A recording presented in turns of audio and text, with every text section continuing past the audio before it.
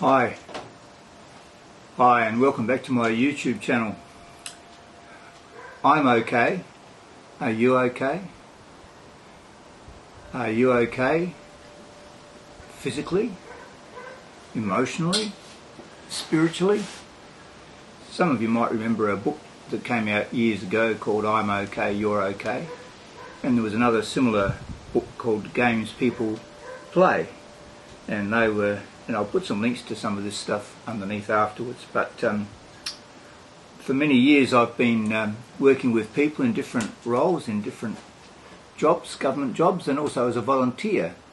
And I'm involved with a lot of people and have been in the past. At one stage I was working as a rehabilitation counsellor in a large government organisation, and that was a real eye-opener to me, and I met many people and discovered a lot of trends that were going on in their lives. But just getting back to I'm okay, are you okay?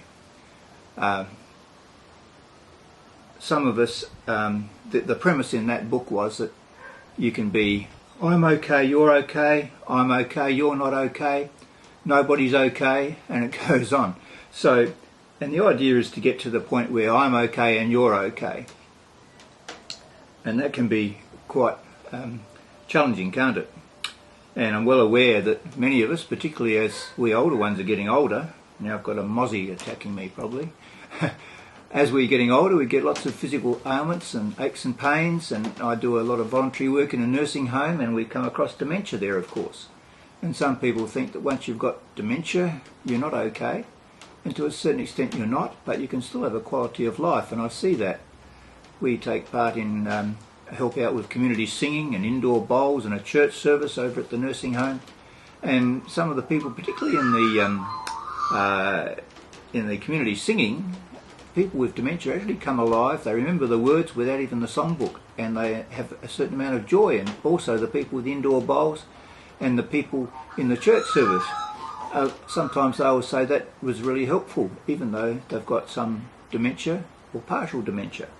So it's pretty hard to define what is okay in some ways, isn't it? And we get worried about all those sort of things as we get older. The aches and pains, the physical, the mental and emotional. A lot of us have upsets along the way. There are relationship breakdowns, deaths in families, all sorts of things come our way. So the whole idea of the I'm okay, are you okay thing was that we all need to be affirmed as a person. And Eric Byrne used to talk about we need strokes, positive strokes, and I sometimes think when I look at all these YouTube videos and everyone gives a thumbs up, we're all looking for strokes, all of us YouTubers. A lot of the time I think a lot of it is trying to help us, not only help the people who are viewing our channels, but help us to get some positive affirmation as well. And so let's just expand on a little bit. What I got here, I had these on the notes here and then it disappeared, so then I printed it out on my other computer. Let's have a look here. They call it transactional analysis, this I'm okay, you okay, are you okay stuff. And it's a lot of it's to do with the fact that one of them was saying that our lives are like tape recorders. Everything that's ever happened to us is recorded like a tape recorder up in here, and that every now and then those memories come and play back to us, and that's quite true, I believe. And there are people who've tried to deal with that through psychotherapy, and in Christian circles they have things called healing of the memories and all that sort of stuff, and there's been some wonderful stuff written on memories. Excuse me, bit of lubrication. Can you hear my magpies in the background there? They come looking for food each morning and night. Anyway, where was I up to? Harris, who wrote I'm okay, you okay, sees great merit in the ability of transactional analysis to define basic units through which human behaviour can be analysed, the strokes that are given and received in a transaction between two or more people, and a standardised language for describing those strokes. This readily understood standardisation and the association, go away mosquito, between TA and some other neuroscience stuff gives transactional analysis a degree of credibility, not possessed by earlier abstract models such as developed by Freud his name is, isn't it? Anyway, so where am I up to? It's my contention, and you'll see if you read a lot of my things on here and my introduction to my YouTube channel and material on my blogs, that we are made up of body, soul and spirit, and we need all of those things to be in harmony for us to be okay. And my position is that through the Christian faith I can achieve that level of okayness, if you like, bearing in mind that in the Bible it talks about the parable of the sower and the seeds, how there are about 4 different categories of people who come into the Christian faith, and some the message comes and sticks, they understand it and they stay with that all the way through their life, and other people fall away at different times when troubles come along. But one of the things that someone pointed out to me some time ago was that you don't have to be locked into one of those categories, particularly the ones where you're falling away. You can come back to the first one, and through diligent application of your faith and regaining your faith. So I'm raving on a little bit here, I know that, because I did have a fair bit of stuff prepared and I was going to do it a lot. So how do we move forward? How do we get to be I'm okay, you're okay? And I think one of the things is that those who don't have a faith need to develop a faith, and my faith is a Christian faith, of course, but I often despair when I see people struggling with end-of-life experiences and families, and there's really not much faith there at all. And if I go to a funeral, I'm always looking for some glimmer of it, because just a small mustard seed of faith is important, isn't it? And to me, those who are towards the end of their lives and they have a faith, they have an ability to be able to rise above it, and so do their families.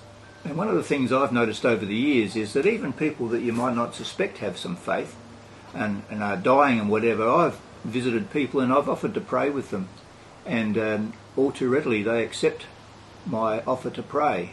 And so we all have this longing for something better and something after life, don't we? So magpies are agreeing with me. I don't know whether you can hear them or not. Anyway, so where do we go from there? Well, you've got to take some steps towards each other. You can take steps to make each other okay by what they say in transactional analysis. That leaves God out of it a fair bit. But you can be affirming to other people. Some years back, and I've written about this on my blog, I think, and I'll share it again, we got a little book like this distributed at our church called 100 Days of Love by Thomas Carruth. And I'll put some links. You can actually read this whole book on the internet. And this gentleman, he was a Christian man who saw the need that we all should practice love, which is the same as giving the thumbs up to each other. In fine voice, those magpies. They're probably getting hungry. Anyway, this was the suggestions. The idea is that you do, as a congregation or as a group of people or as an individual, you go through 100 days of practicing what's in this book. And I'll just read out some of the headings he's got here, and I'll read out the first day of love, or not the first day of love, because this is book 2. Where are we? Anyway, I'll come back to that in a minute. So these are the points of 100 Days of Love. 1. Resolve to eagerly pursue and seek to acquire this, love. Make it your aim, your great quest. And he quotes from 1 Corinthians 14, verse 1, and particularly read it in the Amplified New Testament. Read it thoughtfully and prayerfully. And number 2, read 1 Corinthians 13 at least twice each week. That's the famous love chapter in the New Testament, and there's quite often parts of that are read out at weddings. Number 3, memorise the nature of divine love as set forth by the Apostle Paul in 1 Corinthians 13, 4-7, including love never fails as set forth in the 8th verse. At times, substitute the name Jesus for love. This is in that passage, 1 Corinthians 13, 4-7. then to substitute your name for love. For in Jesus what is true of him is true of you. If you are a Christian, it should be. 4. Pray frequently the prayer of John Wesley. Dear Lord, grant that nothing in my soul shall grow but thy pure love alone. O may thy love possess me whole, my joy, my treasure and my crown. Strange fires far from my heart remove, my every act, word, thought be love. Number 5. Many times during the day, send out your love to all by using the following prayer. Dear people everywhere, I love you all. I love you. I pray that you may be divinely blessed and that you may enter into the joy of heaven and peace of God. Number 6. Look for opportunities each day to practice Christian love in every relationship of your life. And number 7. Use the following material conscientiously, and not only will your own life be blessed, but through you, the lives of many others. Well, here I am. I'm still here. What you've seen before this, I started probably almost 2 weeks ago now, and got interrupted through the experiences of life, I guess. And I started off talking about, I'm okay, are you okay? And then I finished off by talking about 100 Days of Love, and which is still, I'll just talk a little bit more about that in a moment. But I guess what I'm aiming at in this whole little message is to aim at loving people, aim at affirming people, and not just the people that we think are worthy of our friendship or thoughts or prayers or love, but those that are difficult, those that are hard to love. And we need to learn how to cultivate that so that we can be okay. You'll find that when you do that, you'll be a lot more okay usually than what you are normally, and they will be okay. And so I'm not going to labour on this TA, transactional analysis thing. It's got some useful ideas in it. But to me, the best way of practicing all the things that they're talking about is through the Christian faith. And when I think about, and I've talked about creating right habits, and a habit of loving other people and considering other people is the best one to get into. And a good way, and I've done things on this before on the book of James in the New Testament. The book of James is very practical Christianity. And I don't think you'll even find the words, Jesus is not even mentioned in the book of James, but it's certainly about Christianity and being Christian and practicing all the things that he asks us to do. So whether you're a Christian or not, why not head down the direction of not only ensuring that you're okay, but by helping others make sure they're okay so that everyone's okay. So there you go. I'm just going to read this last little bit. I could go on and on about this subject, but this last little bit, the 100th Day of Love, this was 100 Days of Love, books 1 and 2. I'm going to put the link underneath. I think I said that before, where you can actually read the whole thing. And the 100th Day of Love, and the memory verse was Psalm 69:36. And the prayer, and you can look that up, the prayer was, Lord Jesus, I know you love me and you know I love you. May we please continue our love for each other and our love for all others forever and forever. And the affirmation, all of these have a memory verse and a prayer and an affirmation. And this last affirmation for if you completed the 100 Days of Love is, today I finished to begin. I finished the 100 Days of Love to begin the greatest days of love and life I have ever known. And a personal word from the author.